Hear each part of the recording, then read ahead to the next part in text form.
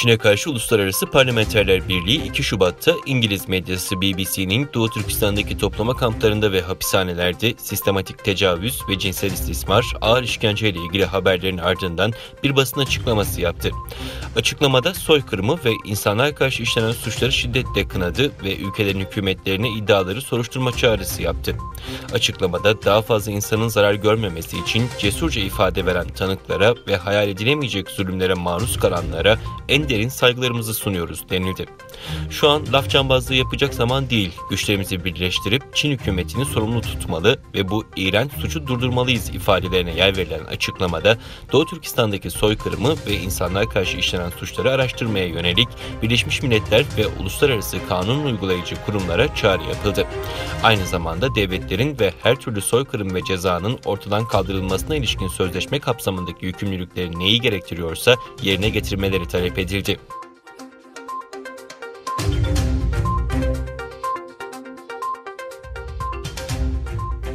ABD Dışişleri Bakanlığı Sözcüsü Blinken'la Çin Komünist Partisi Merkez Komitesi Dışişleri Komisyonu Başkanı arasındaki telefon görüşmesine ilişkin yazılı açıklama yaptı.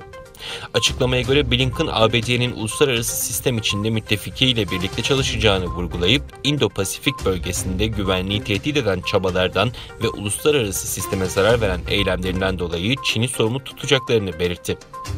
Prieste açıklamasında Bakan Blinken, ABD'nin Sincan, Tibet ve Hong Kong gibi yerlerde insan hakları ve demokratik değerleri savunmaya devam edeceğini ve Burma'daki askeri darbeyi kınaması noktasında Çin'e baskı yapacağını vurguladı ifadesine yer verildi. ABD Başkanı Joe Biden, Perşembe günü Dışişleri Bakanlığı'nda yaptığı dış politika içerikli konuşmasında Çin'i en önemli küresel rakibimiz şeklinde tanımlamıştı.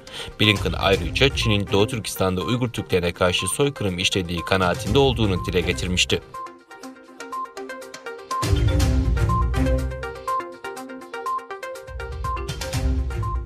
1 Şubat'ta Washington Post gazetesinde yer alan habere göre Çin'in en büyük teknoloji şirketlerinden biri olan Huawei, sokakta yürüyen Uygur Türklerini fişleyen yapay zeka sistemini geliştirmesinin ardından Huawei'nin Danimarka'daki iletişim başkan yardımcısı Tommy Zwiski, Huawei'nin kamu denetimini ve insan hakları sorunlarını ciddiye almadığı gerekçesiyle görevinden istifa ettiğini bildirdi. Tommy Zwiski yaptığı açıklamada Huawei'nin yapay zeka teknolojisini kullanan kameralarının Uygurları fişleme özelliğine sahip olduğunu ortaya koyan araştırma raporunu inceledikten hemen sonra Huawei'nin korkunç emellerine ortak olmama kararı verdiğini ve görevinden istifa ettiğini söyledi.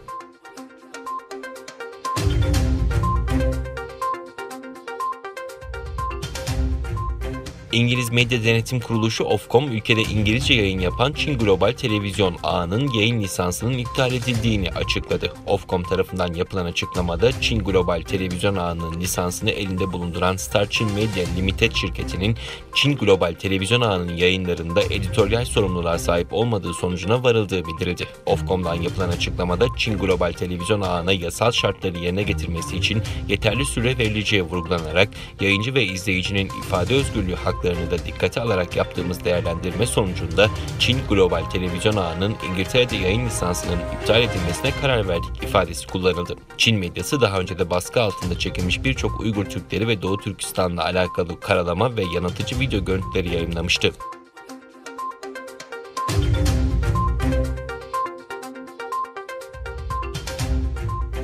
Doğu Türkistan'ın Gulca şehrinde 24 yıl önce 5 Şubat günü Çin'in Doğu Türkistan'daki dini özgürlüklere karşı gösterdiği aşırı müdahalesiyle meydana gelen olaylarda yüzlerce Doğu Türkistanlı acımasızca kıyıma uğradı. 5 Şubat 1997'de yaşanan olaylar sonrası birçok Uygur ve Kazak Türk'ünün katledilişi hafızalara kazındı. Olayların dini motivasyonla çıktığı tahmin edilerek çeşitli kaynaklara göre Kur'an okunan bir eve Çin hükümetinin baskının sonrasında patlak verdiği kayıtlara geçti. Şiddet olaylarına itilen Doğu Türkistanlılar günah keçisi ilan edilerek olayların akşamı ve ertesi gününden itibaren kent genelinde büyük bir gözaltı ve infaz kampanyası başlatıldı. Olaylardan sonra çok sayıda Doğu Türkistanlı idam edilirken birçok Doğu Türkistanlıların da tutuklandığı ve kayıp ilan edildiği biliniyor.